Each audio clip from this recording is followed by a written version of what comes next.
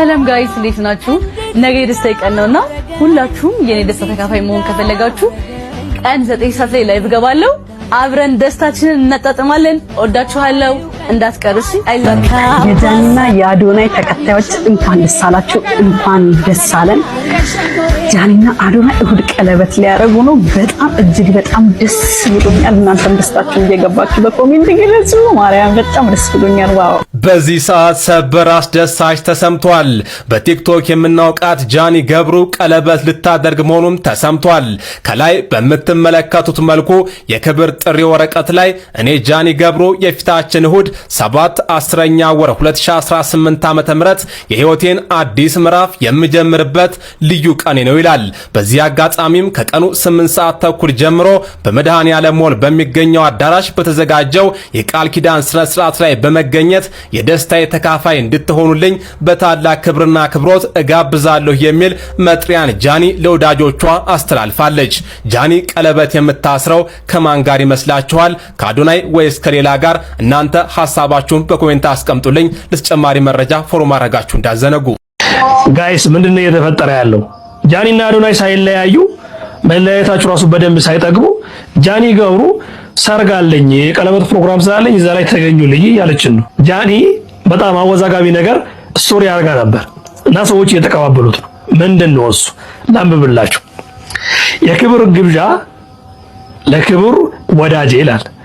እኔ ጃኒ ገብሩ የፊታችን እሁድ 7/10ኛ ወር 2018 ዓ.ም የህይወቴን አዲስ ምዕራፍ የምጀምርበት ቀን ነው ይላል። ሰምሩበት። በዚህ አጋጣሚ ከቀኑ 8 ሰዓት ጀምሮ በቦሌ መድኃኔዓለም ሞል 4ኛ ፎቅ በሚገኘው አዳራሽ በተዘጋጀው የቃል ኪዳን ስነ ስርዓት ላይ በመገኘት የደስታዬ ተካፋይ እንድትሆኑ በታላቅ ክብርና አክብሮት እጋብዛለሁ። ከዛ እሁድ 8 ሰዓት ተኩል ሰኔ 7 በቦሌ መድኃኔዓለም ሞል 4ኛ ፎቅ። ምንድነው ጋይስ? ከማን ጋር ነው እንደዚህ የምታረገው? ማን ነው ቀለበት የሚያረጋላት? የተባለው ነገር የምር ሊሆን ነው ወይ?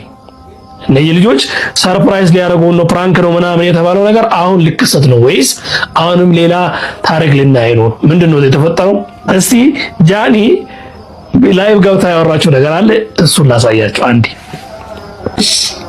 እኔ ብልሽ ያይ ወይ ምንድነው ቲክቶክ ላይ ምናምን ኤአይ ነው ወይስ ምንድነው? የሆነ የካርድ ምናምን አይንሽ ምናምን እያደነት ደገፍ በእና አስረጅ በመጀመሪያ እሁድ እንግዲህ የኔ ትልቅ እንዳትቀሩ እና እዚህ ላይ ነው የምንነግሪ። ልክ እስኪ ፍራይዴ የሚለውን ኢንስታግራም ላይ ግቡና እዩት። ልኬላችኋለሁ እኮ ለእናንተ ልኬላችኋለሁ። አዎ በፍራይዴ በአምስታችሁ። ቆይ አንዴ እንየው አንዴ። ዊ ሜድ ኤ ሚስቴክ ከሁለት ቀን በፊት ጽፈሻል ጃኒ፣ ይቅርታሽ።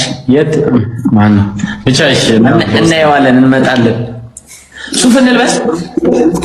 ደስ ያላችሁ ብትለብሱ ደስ ይለኛል ለኔ ክብር። አረ ምንም ጣጣ የለም። አብሽር ነው ችግር የለም፣ እንመጣለን።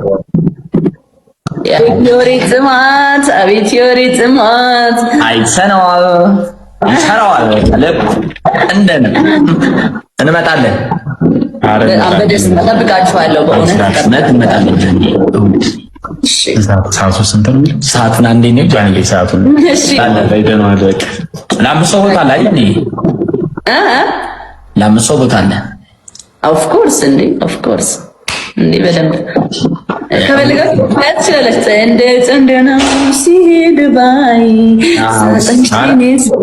እንዳይሆንባችሁ ይዛችሁ እንደዚህ ብትመጡ ደስ ይለኛል። ችግር የለም። እኔ ይዤ እመጣለሁ። በቃ ጸዴ። በዚህ ደስታችን ሁለት ሰው ይግባ በቤቢ